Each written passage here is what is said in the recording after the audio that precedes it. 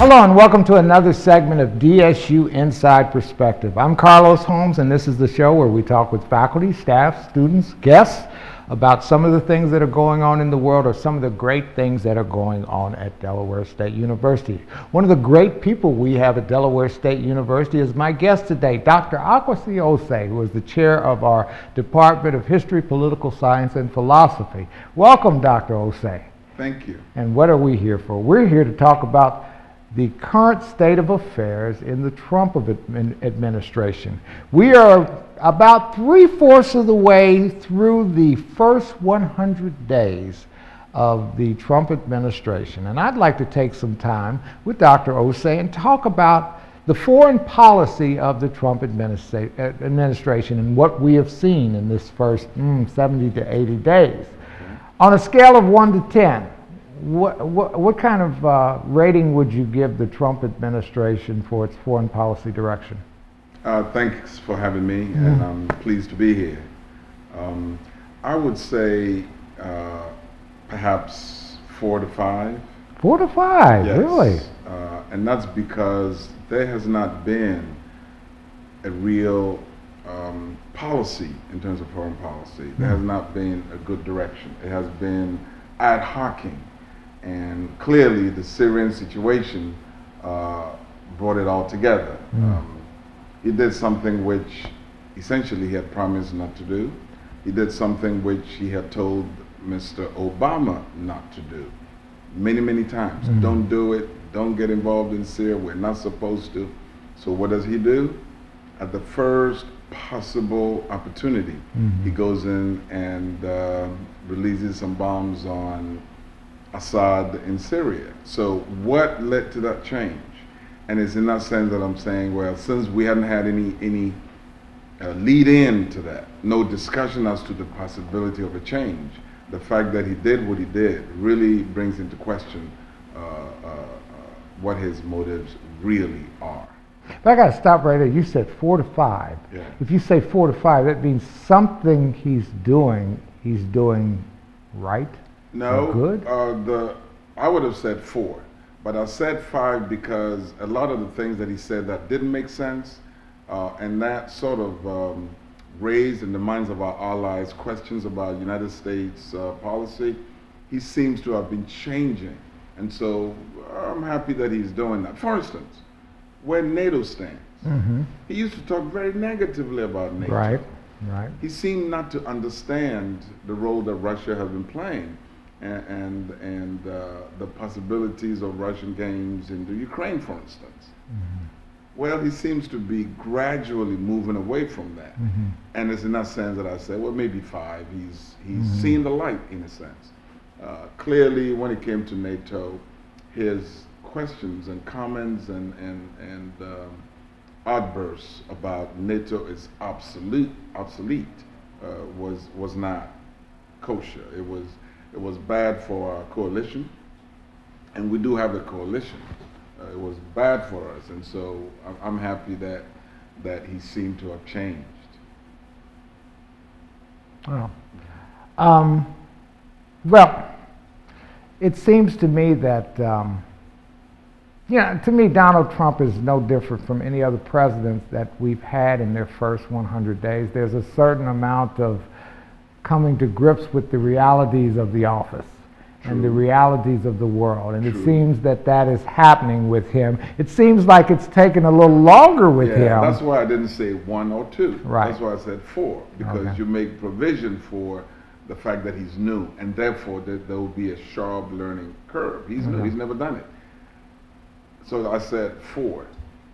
Well, let me ask this question, because certainly I would say that the polling I've seen has been most Americans, at least I would say up to almost 60%, approved of the airstrikes on Syria.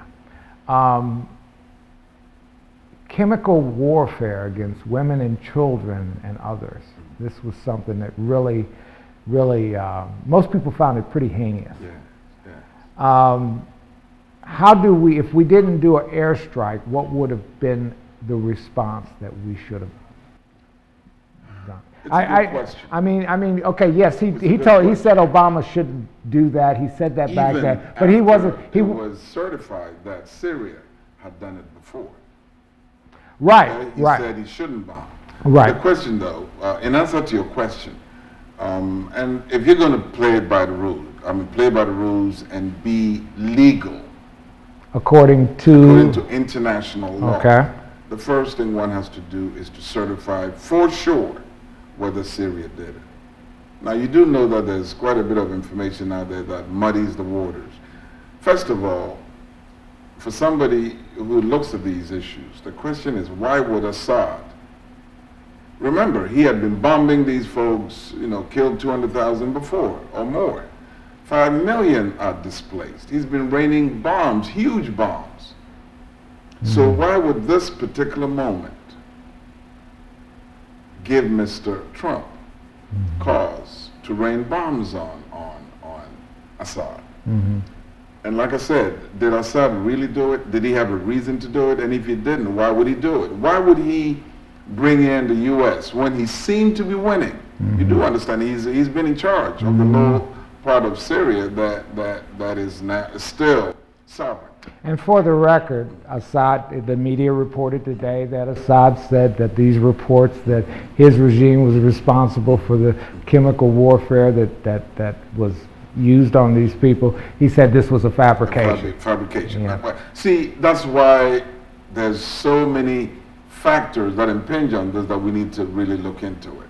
Whatever we do, even in the fog of war, we should never forget that we have rules and regulations. And if Assad wouldn't follow them, why would we drag ourselves with him into the mud and not follow those rules? So it's a fine line between them. All I'm saying is that perhaps that's why NATO is important. Let's figure out if in fact they did it and then respond. So there wasn't enough vetting here before we took action? No, there wasn't enough vetting. That seems to be a common characteristic of this administration. So then the question becomes, why did he do it? Now, I'm prepared to believe that Assad did it. He's done it in the past. One cannot always trust him. Now, he was supposed to have gotten rid of all his chemical weapons with the help of Russia. So why would he do it, knowing that it would look bad for Russia? Remember, Russians are his biggest supporters. Right. So why would he go ahead and use it when everybody knows that they brokered the deal that took away all his chemical weapons? Okay. We'll have to continue to watch that situation. I want to move on to another part of the Middle East. We've got the son-in-law, Jared Kushner, of the president, who has been given kind of responsibility to achieve a great level of peace in the Middle East. What do you think of that? It's bothersome. One, because he's had no visible, appreciable experience in the Middle East, number one. He's a 36-year-old, I believe he's 36. He could be very smart. He could learn. I hear that he is.